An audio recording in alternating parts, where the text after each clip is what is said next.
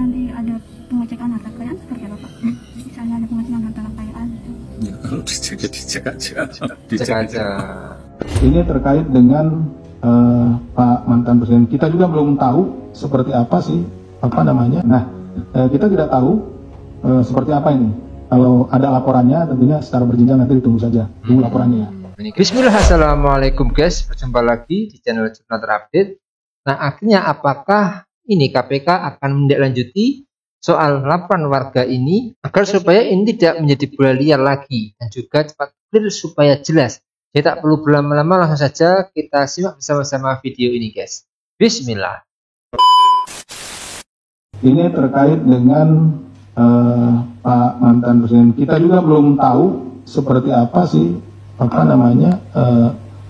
yang disampaikan. Jadi kami di KPK itu menangani perkara itu secara berjenjang. Mulai ada laporan dari masyarakat ataupun misalkan temuan oleh BPK hasil audit atau BPKP, kemudian kita tindak lanjuti di PLPM atau Dumas, kemudian dari sana tindak lanjuti penyelidikan, kemudian kalau dianggap memang ada peristiwa tindak pidana korupsinya, naik penyidikan, di penyidikan baru dilakukan upaya-upaya paksa, ya, memanggil, menggeledah, menyita, memeriksa orang untuk menemukan tersangkanya. Nah, kita tidak tahu seperti apa ini. Kalau ada laporannya tentunya secara berjenjang nanti ditunggu saja. Tunggu laporannya ya. Ini guys, emak-emak ini guys. Ini menggeruduk gedung KPK.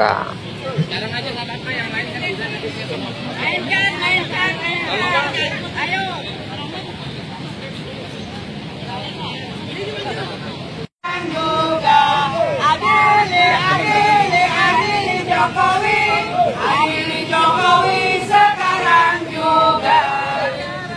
Yang pertama, tujuan kita ke sini ini yaitu membuat pengaduan Dumas ya, soal masalah yang sekarang lagi ribut di dunia internasional, yaitu OCCRP, tentang tuduhan telah kepada Joko Widodo, mantan presiden yang ke-7 kita, bahwa dianggap dia korup terbesar nomor 2 ya di OCCRP.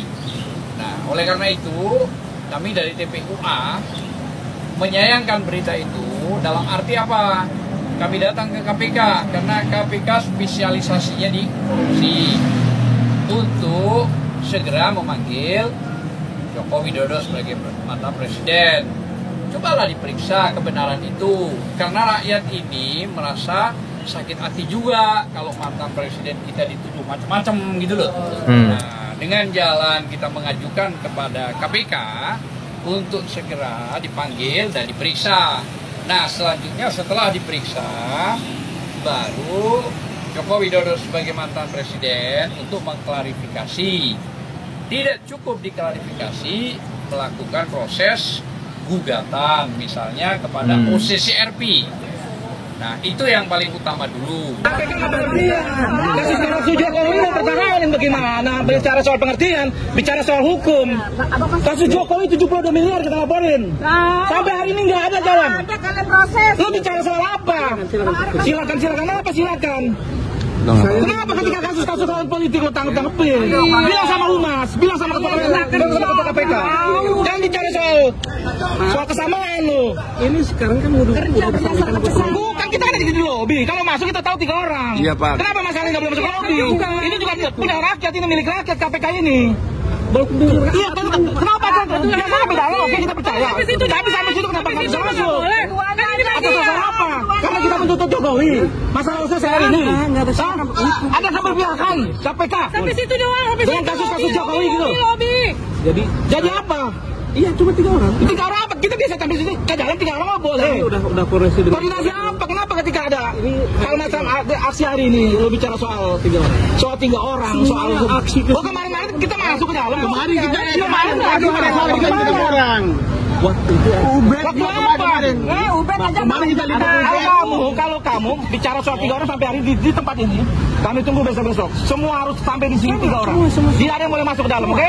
Semua 3 orang. Artinya kemarin Ubed berapa orang masuk? yang kemarin. Kemarin Ubed oh enggak ada. Saya kasih lihat videonya. Ada video. Jangan video. Kami Saya yang lain. pakai kawat barrier. Tidak kan saya. Saya yang lain kemarin lagi sedang lain kemarin. Ya. Bisa kami datang sama ini. Saya di sini. Bapak ini tahu KPK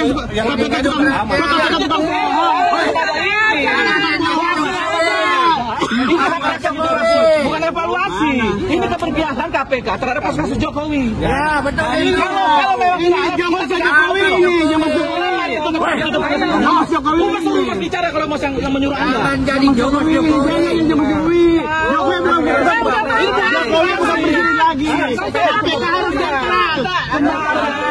Kan biasa peraturannya masuk ke dalam independen. Iya kan? KPK jangan jadi jongos Jokowi. Anggap Jokowi. Kamu juga begini.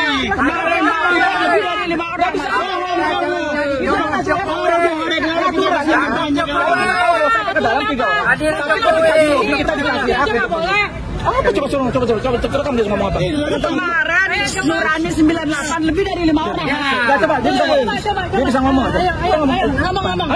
Saya mau ngomong. Aturan mana peraturannya? Gini, Mana peraturannya mana? undang-undang tertulisnya mana? Mana? Tapi ke situ mana? Nggak boleh. Tadi saya mendapat laporan bahwa ada pengaduan itu. Tangkap Jokowi. Tangkap Jokowi. 2 orang itu kata saya sampai dalam. Bukan kita bicara kita. Kalau di dalam 3 orang oke, kita setuju. Ternyata kamu membatasi sampai sini. Kenapa alasan sampai sini gitu? Karena apa? Kalau ke dalam oke 3 orang. Emang kenapa? Kalau gini. Maju.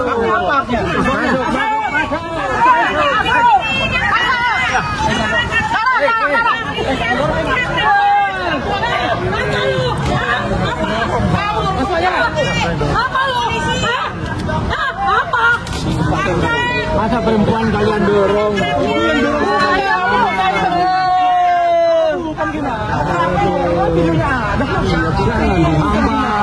Jangan jadi jongos Jokowi kalian ini.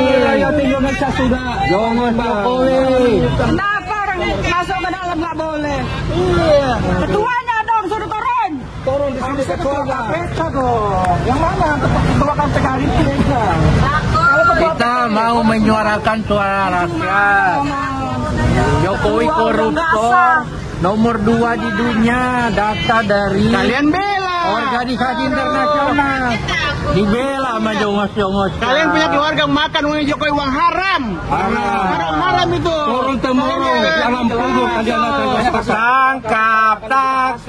Oke guys, KPK akhirnya angkat bicara setelah ramainya desaan untuk memeriksa Presiden ke-7 RI Joko Widodo imbas masuknya nama Pak Jokowi sebagai nominasi pemimpin dunia terkorup temuan posisi RI. Beberapa di antaranya adalah desaan aktivis 98 yang minta KPK usut harta kekayaan Pak Jokowi, lalu desaan tim TPUA tergabung kumpulan emak-emak tadi, dan juga kelompok masyarakat mendatangi gedung KPK. Jadi melalui akun Twitternya, Gun Romli menulis caption seperti ini guys. KPK jangan menghalang-halangi pengaduan masyarakat terkait kasus korupsi Jokowi. Setelah ada pengumuman posisi RI yang menempatkan Jokowi sebagai finalis terkorup di dunia 2024, KPK mempersilahkan masyarakat untuk melaporkan apabila ada informasi dan bukti pendukung terkait dugaan kasus korupsi Jokowi. Tapi saat masyarakat datang ke KPK untuk melaporkan kok malah dibikin ribet, ditahan-tahan, bahkan didorong-dorong. KPK seperti belagapan. Kalau reaksi KPK seperti ini, jangan serahkan asumsi publik kalau KPK tidak serius menindaklanjuti laporan dugaan korupsi Jokowi dan keluarganya. Seperti Ubedillah Badrun sudah 5 kali mendatangi KPK sebelum adanya pengumuman posisi RI. Buktikan KPK berani memeriksa siapapun termasuk Jokowi dan keluarganya. Jadi memang KPK itu harus segera memproses kasus dugaan korupsi Pak Jokowi dan keluarganya biar semuanya terang benderang, jelas, dan tidak ada dusta di antara kita. Tidak seperti yang mungkin dituduhkan oleh posisi RI pada waktu lalu itu guys. Bahkan Pak Jokowi pun sebenarnya sudah menyatakan siap menghadapi kasus jika ia ada indikasi korupsi. Jadi ini menunjukkan sinyal baik untuk KPK segera bertindak, guys. Jadi mungkin itu yang bisa saya jelaskan untuk video kali ini. Bagaimana menurut kalian soal video ini? Tulis komentar di bawah ini ya guys. Saya pamit dulu. Wassalamualaikum warahmatullahi wabarakatuh.